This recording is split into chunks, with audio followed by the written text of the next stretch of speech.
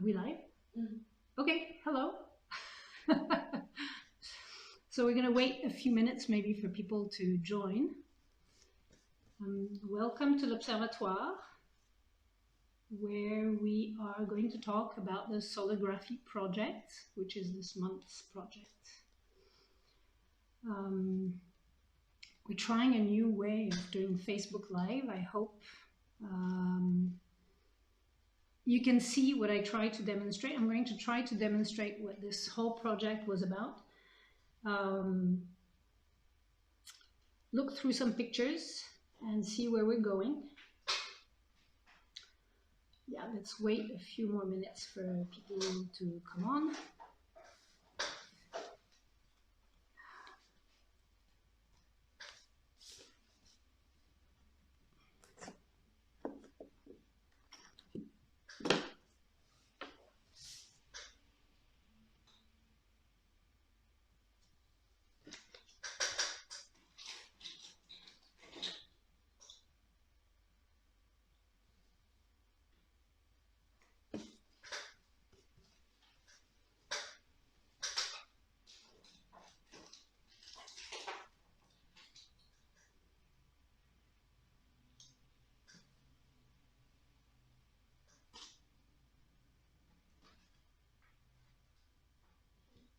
Okay, so let's start now.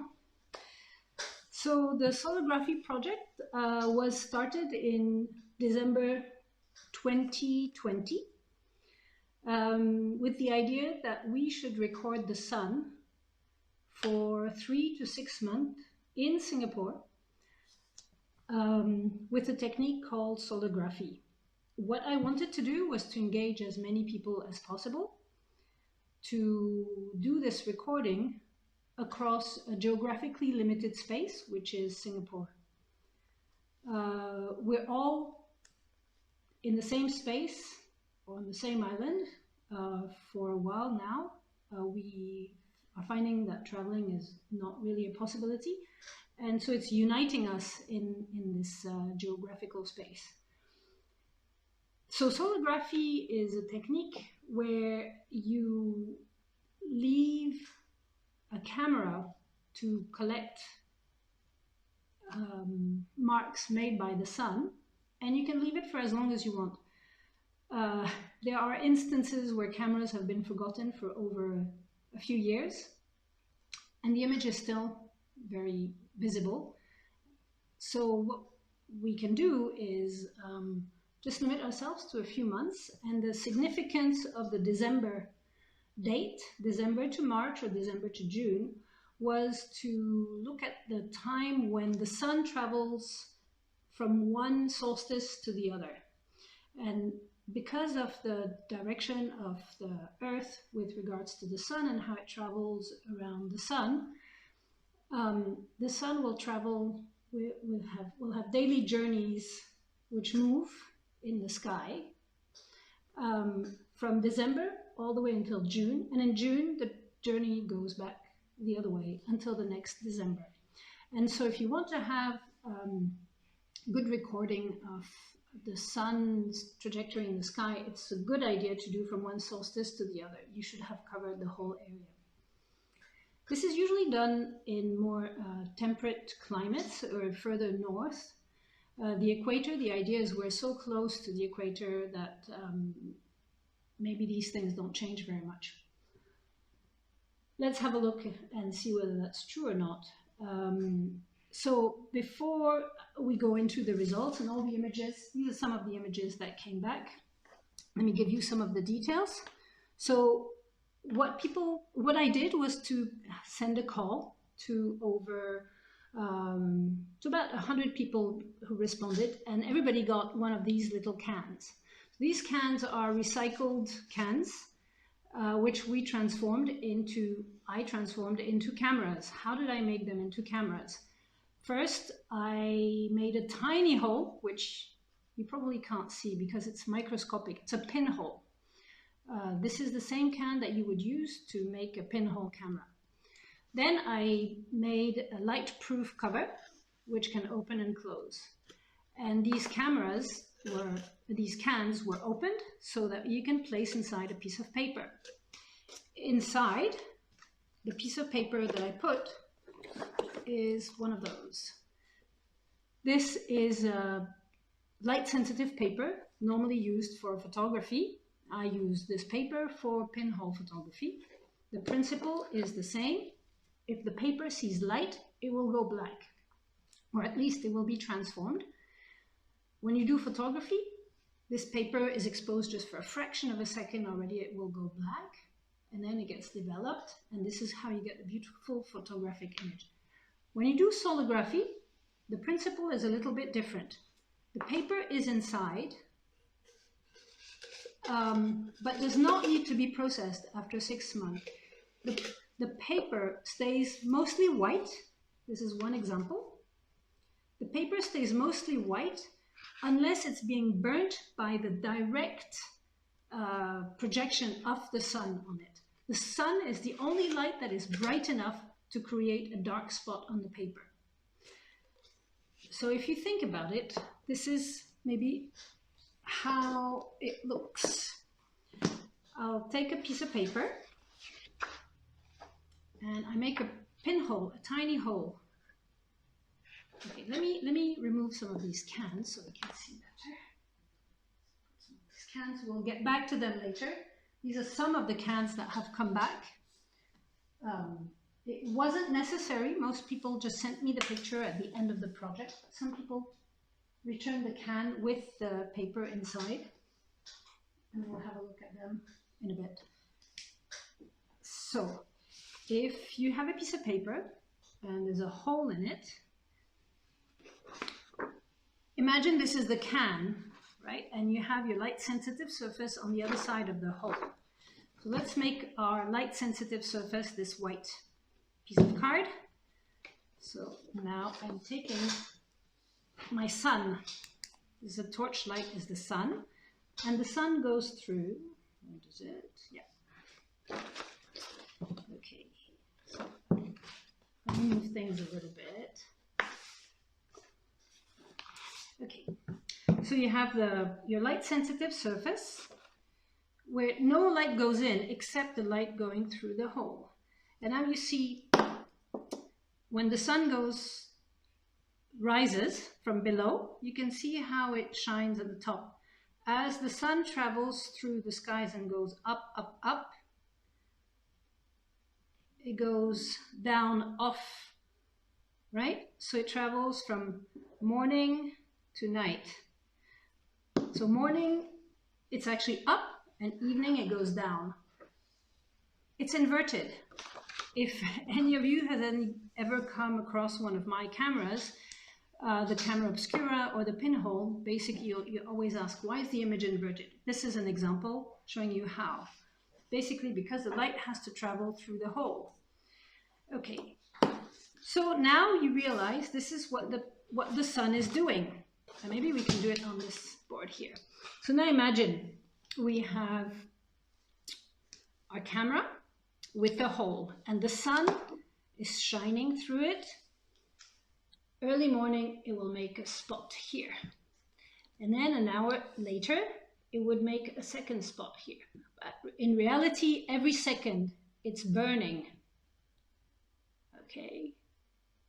And if you do this all day, all these dots one after the other, until the sun is out of camera range, it will have created a line. This line, let's make it look a bit nicer. This line represents 1 day in the journey of the sun. So the next day, the sun gets up. But it's the next day, it's not the same day anymore. So the sun moves a little bit. It will rise a little bit to the east or to the west of the first day, or just slightly off the first day. But it will also travel in the sky up, which reflects in going down. I've made the two separate from each other, quite a bit of distance between the two. That would be more like equivalent to a week. But every day the sun moves a little bit and does the same trajectory, right?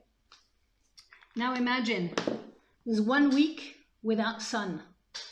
Let's say it's just raining non-stop monsoon season, you'll see it. The sun will make different kind of marking, right? So this is the kind of thing that you would expect from your camera after a few days. After 6 months, then this would have covered quite a large part of the paper, depending on the conditions, of course. The main conditions, so now we can talk about the conditions. When I gave these cameras, I explained to people how to place them. The main point was that the hole should be pointing towards a window outside where you know the sun is hitting directly for a large part of the day. So maybe early morning or in the evening. People who live high up in high-rise building will have the best view. If you are low, if you have a house on the ground, you're likely to be obstructed by all sorts of things. And there was no, of course, you can point it towards the sun like this, but you will have obstruction from everywhere around as well. You know, your window, the side of the window will obstruct. Because this is a wide angle camera. The light goes from here to there. It's a very wide angle. So you'll capture the side of your window. If your camera is stuck in a very narrow corridor, it will be mostly recording the two walls rather than the sun going in between. So that was one of the conditions. Another condition that I was telling people is, oh, can it get wet? Well, I wasn't too sure. I assumed these would be quite waterproof. I used a lot of tape, as much duct tape as I could, but still a hole will attract water. And in our tropical climate, when it rains, and by capillarity, water does go in. We'll see that I discovered this with some people who put their camera outside and the paper just got spoiled. What other conditions are necessary? Of course, you need the sun to actually hit the camera. How narrow, how close are the walls or the window around the edge make a difference. Whether the camera moves or not, of course, makes a difference. If it moves all the time, you won't get a very good recording and you won't be able to understand what's happening. Those were the main things I was thinking of. So without knowing all this, the cameras were sent, people got in touch, and by the 21st of December, which is the winter solstice, about 100 cameras were distributed around Singapore. And around the 21st of March, I asked people to open their camera and to look at the image that they had. And this is the kind of image that you get. Let's see if we can see anything. This is Dana's camera. Dana, if you're watching, this is your image. Here's your image. I don't know if we can see anything. I can see something. So this is light sensitive paper, which means that if there is light, the paper will go black. So it's the inverse of what you're used to. The sun is very bright. You imagine it to be white. But really, if the sun is bright, then it will create a black line. And that's what you see here. These two black lines. I only see two black lines. Maybe the rest of the days were overcast. I'm not too sure. But those definitely represent the journey of the sun on these 2 days. Or a series of days. And there's a kind of ghost image of the landscape around. The landscape is not as bright as the sun, so it doesn't create a real photographic image. It creates more of a shadow. Either it's black, the sky is darker, it's kind of purplish, and any building doesn't reflect as much light, stays white. So how this needs to be processed then, it needs to be inverted in the same way that you would invert a negative. The easiest way for this is to use the invert function on your phone. I won't demonstrate it now because all the phones are busy recording this live show. But you can try. You can also look on our website. There's a Solography.sg website. It's a WordPress website. There's a Solography.sg Instagram. You can go and check it out. We will put the details in the comments if you're interested to go and find the information about this. So now the exciting part. So I have gone through the project. I have demonstrated how it works. I have explained that the piece of paper that you get at the end represents the sun making a mark during a certain amount of time. And I explained the different conditions that made it possible to record this. And now comes the really interesting part. What do we see, which we couldn't see before? And that's what makes any project exciting, is when you start something thinking you're going to discover, but you don't really know what. What I found very interesting was to communicate with so many different people and to send the camera and assume that my explanations were very clear, realize maybe they weren't. So it's not really obvious to explain something. This whole project was done contactless pretty much. Most of the cameras were sent by post or passed on very quickly. And the images were sent back by WhatsApp, by Facebook Messenger, by email. A few people, like I say, returned the camera with the paper inside. And a few people I met up with to open the camera and discover what was in. So let's have a look now, see some of these pictures. I have printed them. Now you can see a variety of colors. That's because the image is very highly, the image is digitized, firstly. You take a picture, you digitize it, and then it's inverted and edited in order to bring up the contrast and to actually see better what we want to see, which is the trajectory of the sun. And you can see all these different series of lines. This looks like a very continuous journey. So what you see, let me bring this closer. In this one, you can see dark is probably the roof, like the edge above, and it's curved because, remember, these cans are not flat, the paper is not flat. So any straight line, straight horizontal line becomes a curve. A horizontal line on the horizon will stay a straight line, like here, far away in the horizon. So here you can see the sun every day moving a little bit.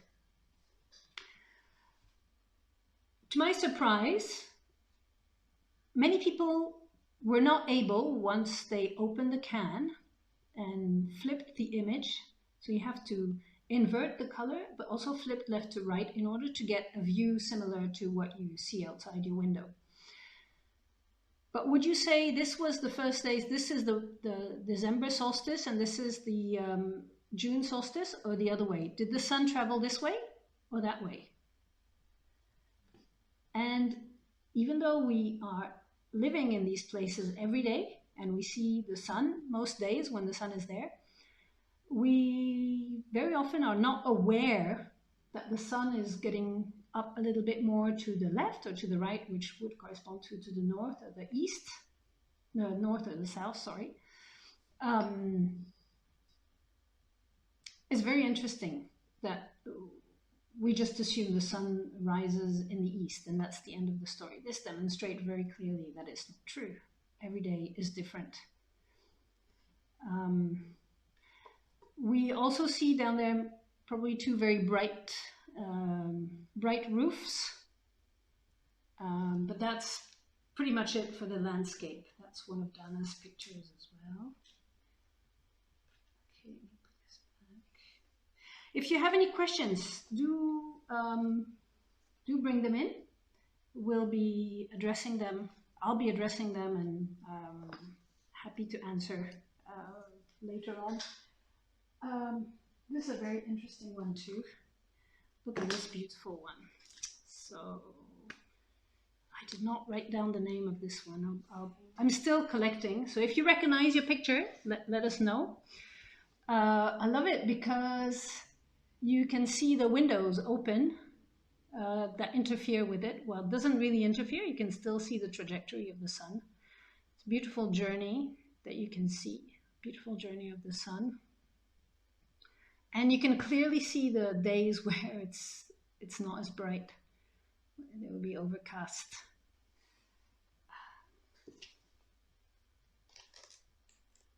And it's nice because it's not, there's no obstruction from the top. This is the one, so this is not done from December to January. This was taken in July 2020, prior to running this whole experiment. In the studio here, I set up the camera to see whether this would be possible at all. So this is about maybe just 1 month worth of recording in July 2020. And yeah, you can see the staircase. If you've been to l'Observatoire, you know there's a staircase to the side. This is facing the smaller building, so you can see the white is the tent of for the children to play outside, and some of the trees at the back behind the smaller building, and most of it is the sky, of course, and a little bit of the sky here. When let me see if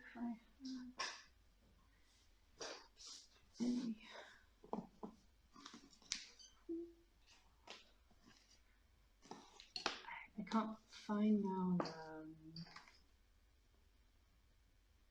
the buildings, the 6-month version. But it's interesting for me to try then to look at the different directions. So that's one of the things I was asking the participants to give me information about, is whether their window where they're placing the camera is facing the east or the west, the north, the south, or whichever, and to see whether we can make a collective image of Singapore from December to July.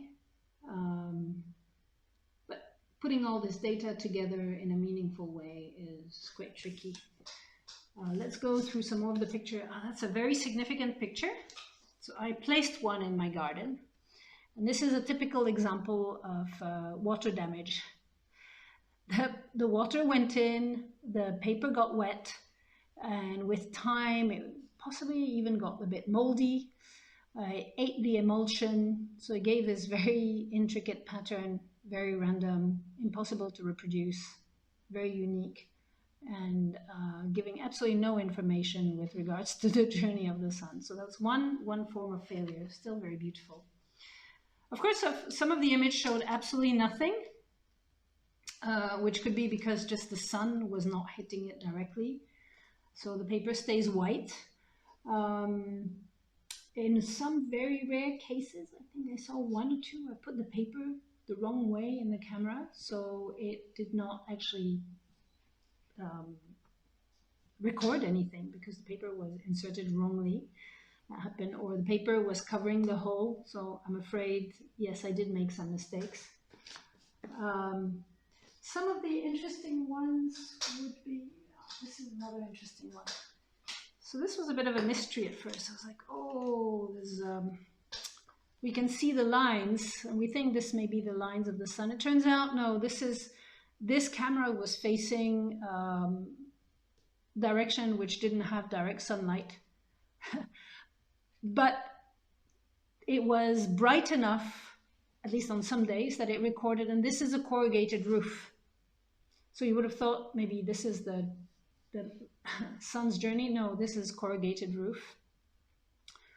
And some of the trees outside. So there's absolutely no record of any journey of the sun on this picture. On the other hand, one of my favorite is this one.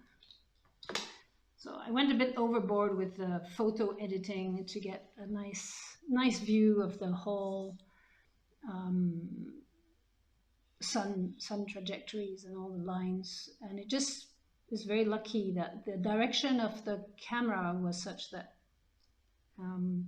it recorded all along every day. It did a very good recording. So we have, and gone through how we process the photo paper. Oh, how do I process the photo paper? I can go through it very quickly again. Hi, Dana. Okay, it's all digital processing. When you do pinhole photography, then you need to develop the paper in developer and in fix, and the image appears as you put it in through the different chemicals. When you are doing solography, you are not processing the paper any further. So let me take again one of those. Oh, this Patricia's camera. There you go. You can see one line, so it's very pink, and this is a negative. If you, okay, I do have a phone, so we will try. What you can do is look for the invert function on your phone, which in my case, I've activated by pressing 3 times. And this is what it looks like. So the positive, I don't know if this is visible. It's very tricky. Let's look at a better, more obvious image. I don't know what's inside each of them very well. It's not a very bright image. I think here. It's the one that I talked about earlier, yes. So you can see I keep them in the dark because any exposure to light reduces the contrast really. Okay. Yeah, so this one is quite nice. It's the also from Blue House. So you can see the lines, and now I'm going. Can you see this? It's a bit tricky. Yeah? Let's try this. Keep it like this.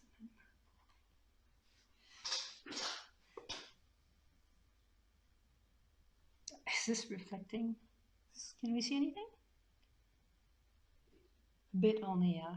But basically, it's a negative function. So this paper is a negative, and in order to get these nice blue color and the sun trajectory to become bright, you need to make the black white, and that in effect is inverting.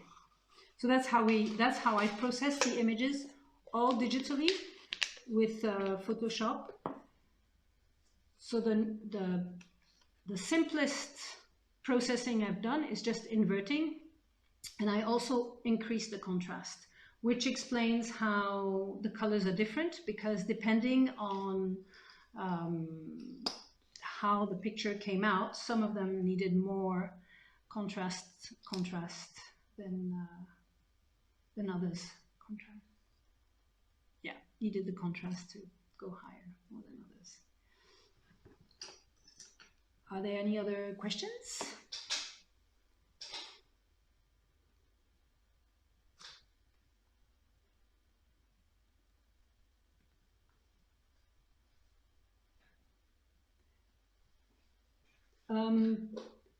How do I continue working from now?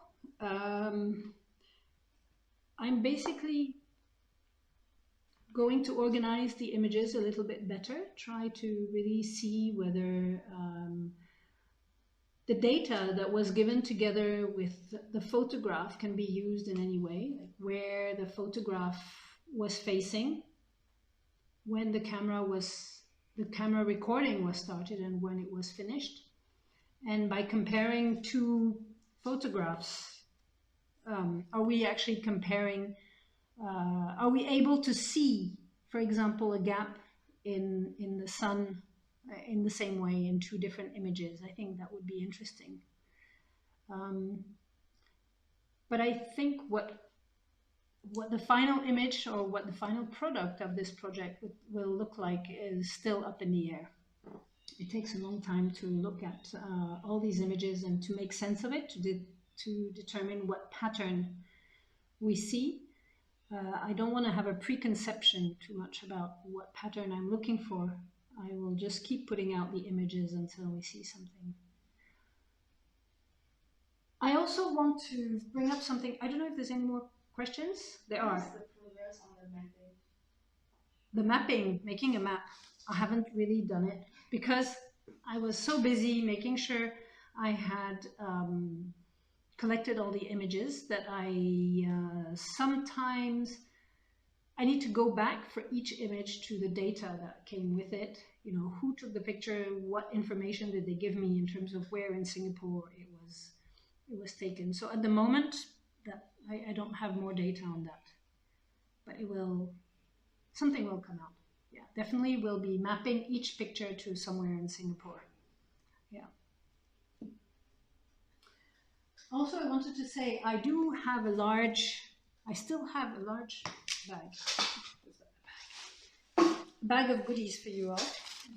So those who are keen on doing it again, or who want to, yeah, if you want to do it again, I have these cameras which are slightly bigger than the original cameras that I had given out. They were used during the workshop in Pasir Ris in March, when we were doing pinhole photography for the Kota Photo project. We still have the cameras, and I still have a lot of paper, big paper. So if you're interested in getting another camera and trying again, we can do from any date until December, for example. September is an obvious time to start because of the equinox, but really any time, as long as you record when you start, I think it's a good idea. So if your camera didn't work, or if it worked and you have another place you want to try, if you want to try again, come and visit l'Observatoire and we'll pass you a camera. Come and visit, come and see. There's a lot of new things happening at the Observatoire, so it would be nice to have visitors, and we can show you. Then you can get a real life update. You can have a look at all the pictures. You can see what's happening, and you can go home with one of those cameras to install in your house or any other place. Some people install them in parks, not in Singapore. And also, I think all the cameras I've placed outdoor just didn't work, so I wouldn't recommend that. But whether it's your house, your neighbor's house, your office, yeah.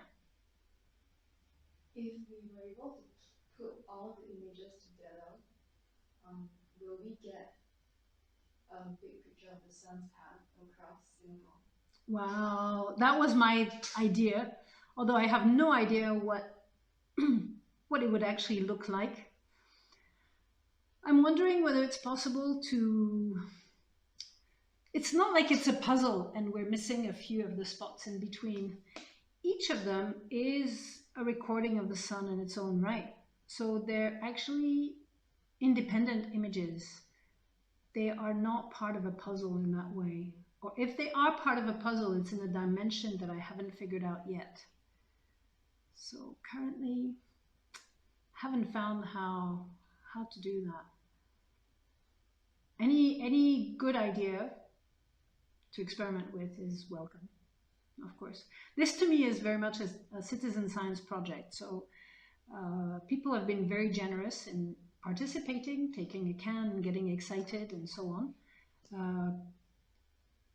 Ideas still are very welcome to continue implicating all of you in the project.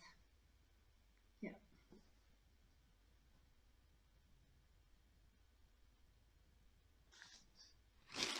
You might need a nice tapestry of colors and lines, and it may not look like what we imagine. That's true. Yep. I think, yeah, at the moment I'm at the stage where I'm very much still in the editing of the image to extract as much of the information from the sun as possible. And there's too much variety from one can to the other to be able to go to the essence of it, apart from those lines. But I think once I can take a step away from it, I think tapestry is a very beautiful word. Yeah, tapestry would be a nice way.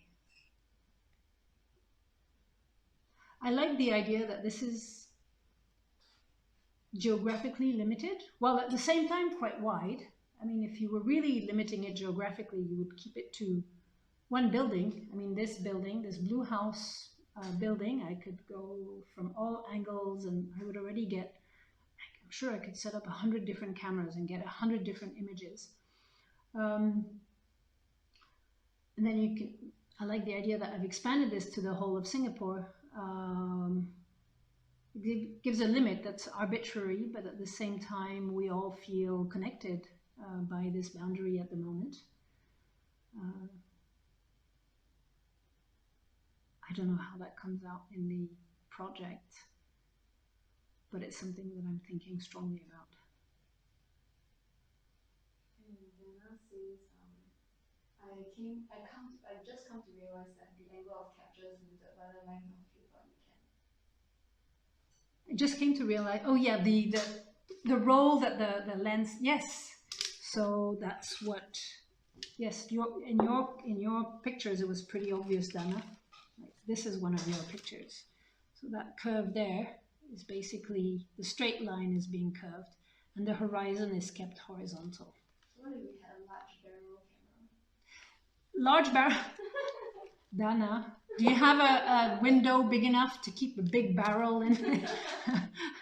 What's the rest of the family going to say? Yeah, the bigger the barrel, the flatter the paper. I mean, you can put a mooncake box, right?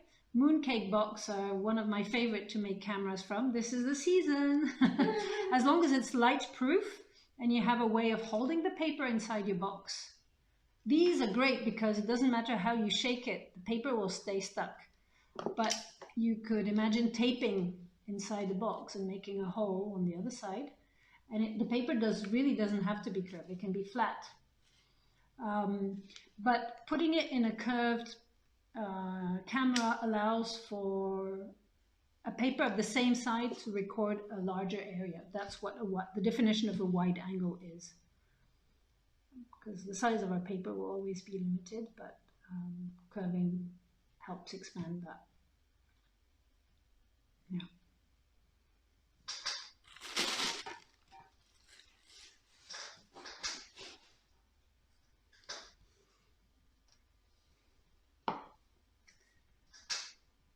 So I think we've gone on for quite a bit already. I'm not sure if there's any more questions, but maybe it's time to, if you have more questions, number one, you can put them we'll keep this open, this event, right? We'll be able to put this event on